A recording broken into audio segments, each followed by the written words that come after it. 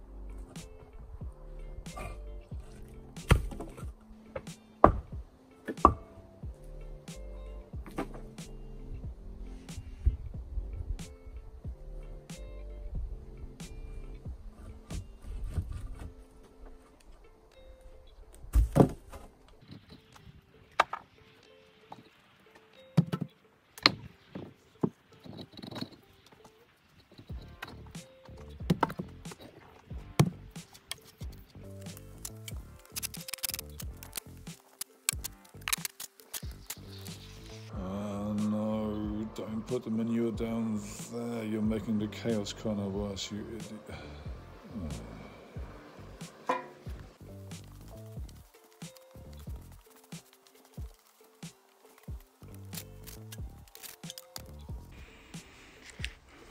So this is what the inside of the goose coop now looks like. The floor here is poured concrete. Probably about 10 centimeters thick, so that's going to be a pain to chisel away and remove.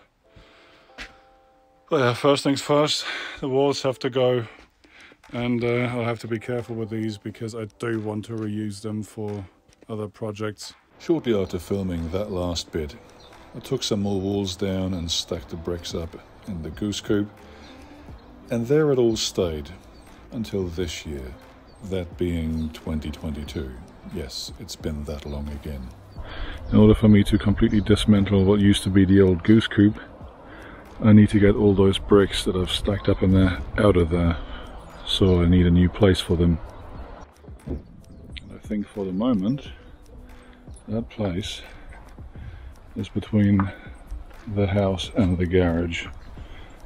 I'm gonna start the line here, and if I could double line, stack it up to about, I don't know, 5 feet or so, and we'll take it from there.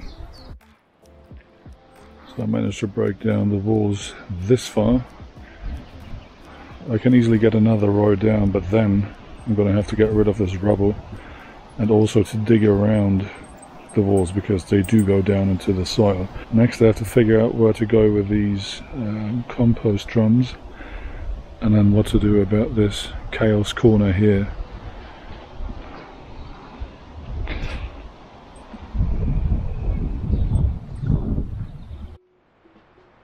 I cleared some space in this corner and moved all the shit bricks.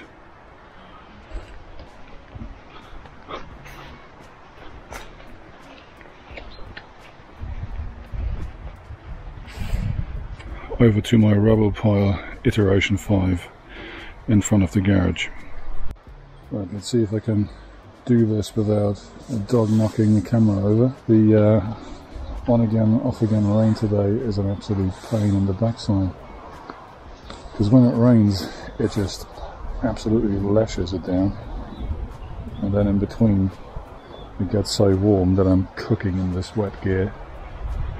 It's great.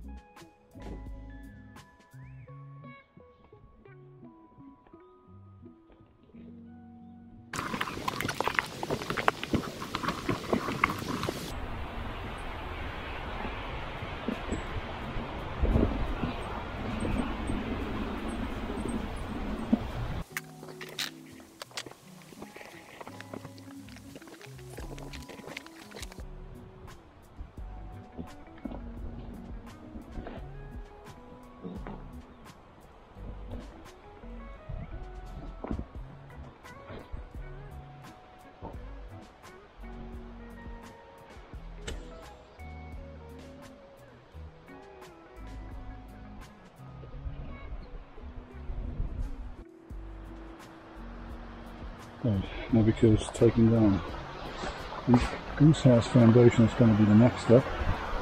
Let's take a look at what's in stock here. So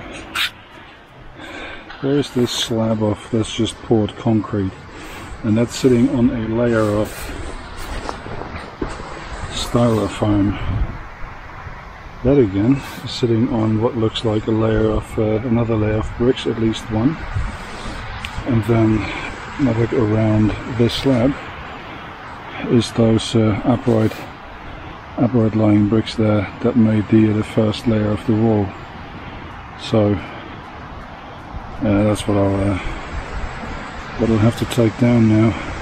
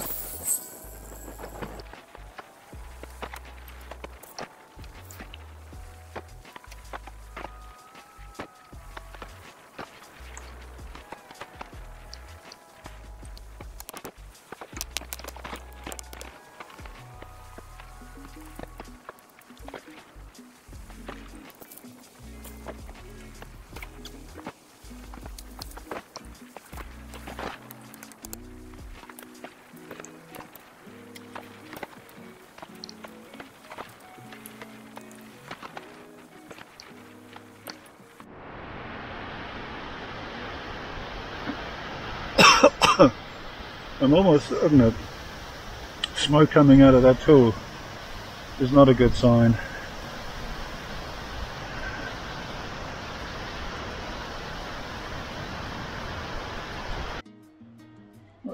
So that big angle grinder is still out there. It's still a little too hot for me to want to bring it in here. In the meantime, these are the cold brushes, because it's not a brushless device. These are the cold brushes I took out of there. This one looks particularly good, and the camera may not pick this up very well, but the wires are cooked. This is what a healthy cold brush should look like, and I think it's pretty clear that these two are not. So I'm just going to put these in and give it a few more minutes, maybe, I don't know, half an hour, however long, to cool down.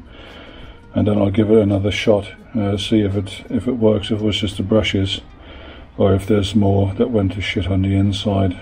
I really hope not, because I don't want to be buying a new big angle grinder at the moment. So I just brought a thing inside so it doesn't rain on it, because I don't think that water into the little air vents there would particularly be helpful. Yeah, I'm not putting in the new cold brushes yet. That thing needs some proper time to cool down. It is hot to the bloody touch. And when I took the caps off that hold the cold brushes in, they were too hot to touch. Burnt my finger there, so yeah, I'm gonna give this at least an hour to cool down, if not more. And I seriously hope that that'll do it, and also that it, I don't know, won't melt or anything and start a fire here. Now, it's been 2 hours, I think. I let this cool down, and it's still not cold to the touch. There's some residual warmth, especially under here. Anyways, let's switch out the cold brushes and see if it still runs or if the motor in there is cooked for good. Again, that's a nice cold brush as opposed to this cooked bit here. There's only one way this slots in there.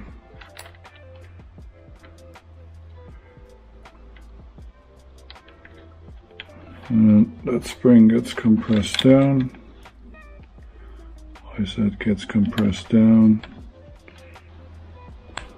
There we go now.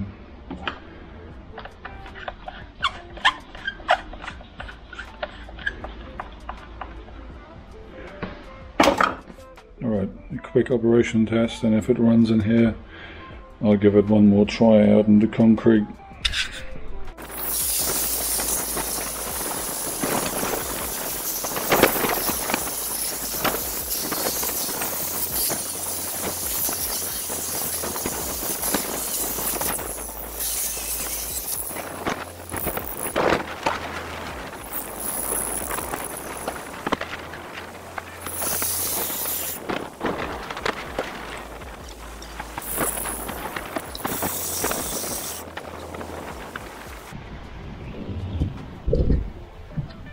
Now, I'm not an expert, but I think that is well and truly cooked.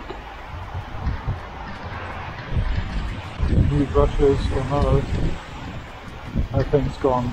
The motor just stopped completely. Didn't have any power the last time I tried it, so yeah.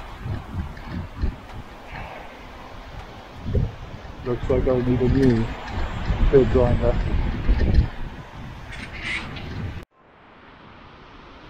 There's actual flames in there. That's great, I'm sure.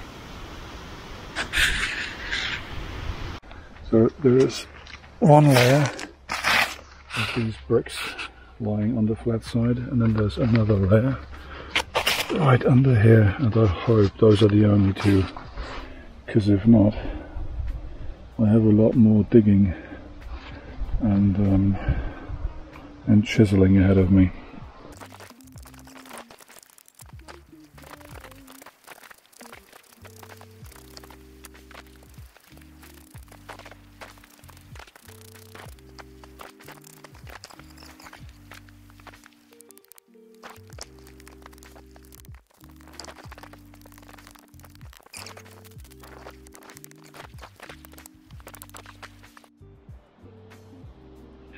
Right, I managed to dig out a fair chunk of the retaining wall.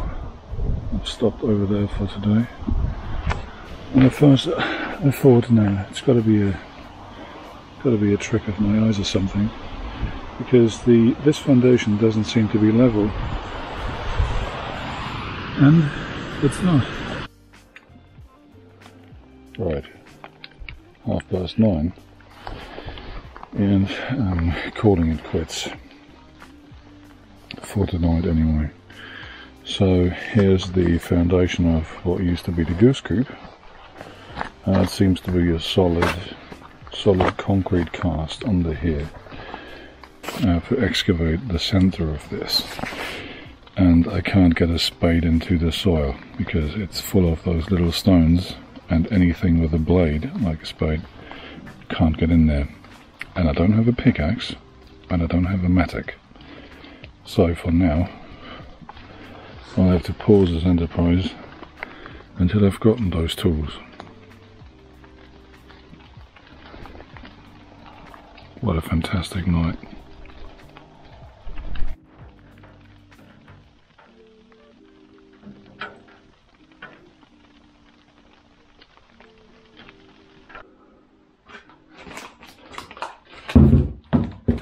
Pickaxe, mattock, just requires some assembly. It's a B&Q brand, so let's hope it doesn't just fall apart or break at the first glimpse of soil. I'm guessing the way to fix this properly is just to whack this on the ground, because then the inertia and gravity is going to drive this bit up more onto the handle. I don't know how to pronounce it properly, by the way. It could be mattock, could be mattock, I don't know. I'm not a native speaker, and sometimes I can't be bothered to look things up just to know how to pronounce some arcane digging tool.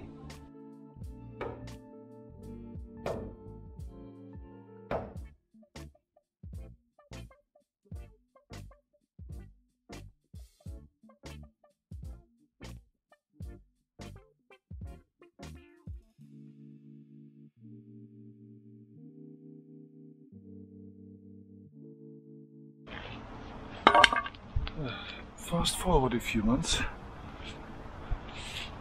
This is a pickaxe. This is a mattock.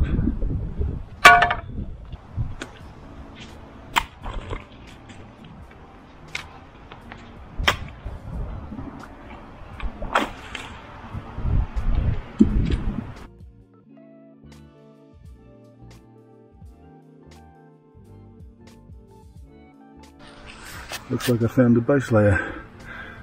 But it's only one layer of bricks, a bit of concrete, and that's it. So this should be easier to excavate.